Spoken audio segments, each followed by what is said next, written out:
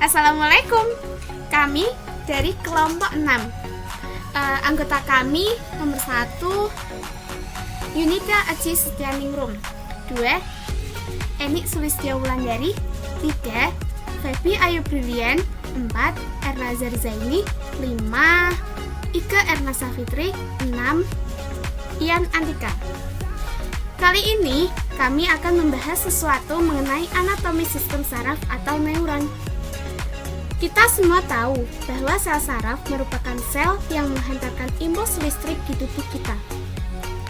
Otak kita terdiri dari 86 miliar sel saraf yang bekerja sama dalam menerima maupun menghantarkan impuls antara otak dan seluruh bagian tubuh lainnya. Sistem saraf itu tersusun dari dua jenis sel, yaitu neuron dan neuroglia. Neuroglia merupakan sel yang mendukung atau mensupport neuron dengan cara memberinya nutrisi, O2, dan lain-lain. Neuron adalah sel-sel dalam sistem saraf kita yang berfungsi untuk mengirim sinyal-sinyal. Sinyal itu maksudnya gimana? Ya misal, kalau kamu gerakin tangan kamu, berarti otak kamu akan mengirim sinyal melalui neuron kamu ke otot tangan kamu, agar tangan kamu ini bisa gerak. Atau misal jari kamu lagi ngeraba sebuah permukaan yang kasar, misal permukaan kayu yang kasar, maka neuron pada daerah jari kamu itu akan mengirim sinyal ke otak kamu, agar otak kamu dapat menginterpretasi bahwa kayu ini berfungsi sebagai pengirim informasi dan informasinya itu berupa sinyal tadi. Nah, sel-sel saraf kita yaitu neuron dan neuroglia tadi akan tersusun sedemikian rupa di dalam tubuh kita, sehingga sistem memiliki dua divisi, yaitu sistem saraf pusat dan sistem saraf tepi.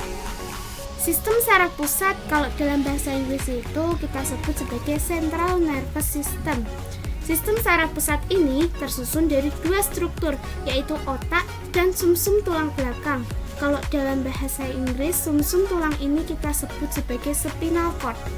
Segala struktur yang menyusun sistem saraf pusat ini terletak di pusat atau di tengah-tengah tubuh manusia.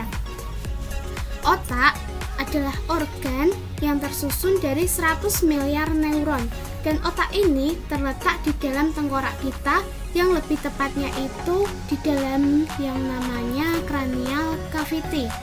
Cavity itu artinya rongga, dan cranial itu artinya brain case, tempat menyimpan otak. Jadi otak itu terletak di rongga yang terdapat di dalam tengkorak kita yang disebut sebagai cranial cavity. Tulang-tulang tengkorak yang melindungi cranial cavity dan melindungi otak kita disebut sebagai tulang cranial bone, dan ada 8 buah tulang. Tulang kranial yang letaknya itu di daerah belakang belah kita disebut sebagai tulang aksipital.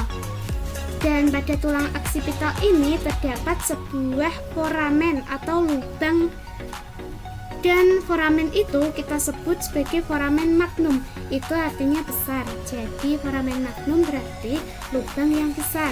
Melalui foramen inilah otak kita dan sumsum tulang belakang kita akan bertemu. Sumsum tulang belakang kita tersusun dari 100 juta neuron. Lalu sumsum tulang belakang dilindungi oleh vertebral kolum atau dalam bahasa Indonesia disebut tulang belakang. Dan divisi saraf sistem berikutnya adalah sistem saraf tepi atau dalam bahasa Inggris peripheral nervous system. Tapi itu artinya adalah ujung-ujung atau ekstremitas. Jadi jari-jaringan saraf yang menyusun sistem saraf tepi itu gak mengumpul di pusat tubuh seperti sistem saraf pusat, melainkan dia itu akan menyebar ke ujung-ujung tepi di tubuh kita. Dari badan sel ini akan muncul struktur yang kayak buntut panjang, dan kita sebut ini sebagai akson. Bagian ini bertanggung jawab dalam transmisi impuls listrik dari sel saraf ke sel saraf berikutnya yang akan berujung ke target akhir, yaitu organ ataupun otot. Nah, kata akson itu diambil dari kata aksis, dan aksis itu berarti garis imajiner atau garis hayalan. Akson ini bentuknya seperti sebuah garis yang panjang dan tipis. Ujung akhir dari akson disebut sebagai akson terminal. Terminal itu artinya adalah akhir, jadi batas akhir dari akson. Dan tugasnya akson adalah untuk mengirim aksi potensi atau sinyal itu menuju ke akson terminal agar aksi potensi itu dapat lanjut dikirim ke serabut otot, neuron lain atau ke kelenjar pada tubuh kita. Setelah itu, kita juga punya dendrit. Dendrit adalah struktur yang bertanggung jawab dalam menerima impuls dari sel saraf lainnya, dari organ otot ataupun dari otak. Impuls listrik ini akan bergerak dari dendrit melalui badang sel, yaitu struktur lain, misal saraf yang berisi nukleus, suatu organel yang berisi material genetik yang mengatur pertumbuhan dan perkembangan. Selain itu, ada banyak sel saraf yang memiliki struktur yang bernama selubung mielin yang membantu dalam kecepatan konstruksi impuls listrik yang melewati sel saraf. Jika kalian tahu, konstruksi listrik di badan kita bisa mencapai 120 meter per detik di sel saraf yang mempunyai selubung mielin. Fungsi sistem saraf. Sistem saraf memegang peranan utama pada homeostasis, menjaga sistem tubuh lain terkoordinasi dan teratur untuk mencapai performance yang optimum. Membantu respons seseorang terhadap lingkungan internal maupun eksternalnya. Sistem saraf dan endokrin bertanggung jawab terhadap komunikasi dan kontrol keseluruhan tubuh. Ada 3 fungsi utama saraf. 1. Mengumpulkan informasi lingkungan eksternal dan internal atau ensing. 2. Memproses informasi dan membuat keputusan tindakan atau interpreting.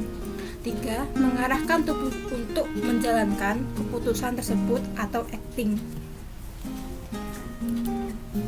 Thank you guys for watching. Jangan lupa like, comment, dan subscribe video kali ini ya.